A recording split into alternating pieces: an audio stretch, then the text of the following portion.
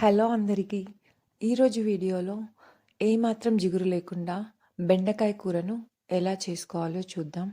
ఇందుకోసం కావలసిన ఇంగ్రీడియంట్స్ బెండకాయలు, కరివేపాకు, కొత్తిమీర, అల్లం, వెల్లుల్లి రెవ్వలు, పచ్చిమిర్చి. ఇక్కడ నేను పావు కేజీ బెండకాయలకు 5 మీడియం సైజు పచ్చిమిర్చిని తీసుకున్నాను, మధ్యలోకి స్లిట్ చేసి. రుచికి తగినంత ఉప్పుని తీసుకోవాలి.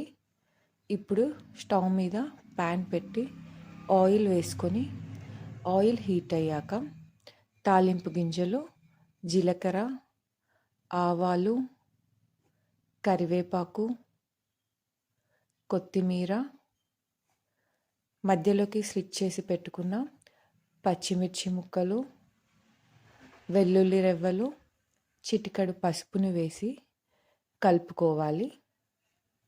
ఇందులోకి కొంచెం అల్లం వెల్లుల్లి పేస్ట్ని కూడా వేసి మరోసారి మిక్స్ చేసుకోవాలి.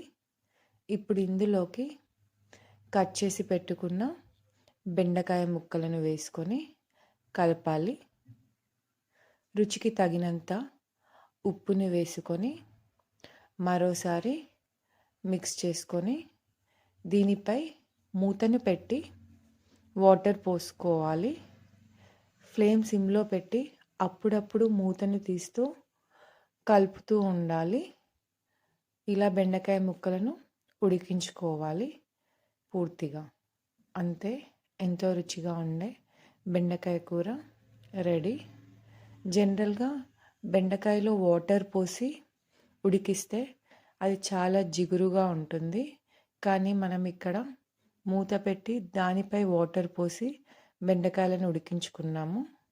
ఈ ప్రాసెస్లో చేస్తే బెండకాయ కూర జిగురు అనేది ఉండదు. ఇది తెలియని వాళ్ళు ఒకసారి ట్రై చేసి చూడండి.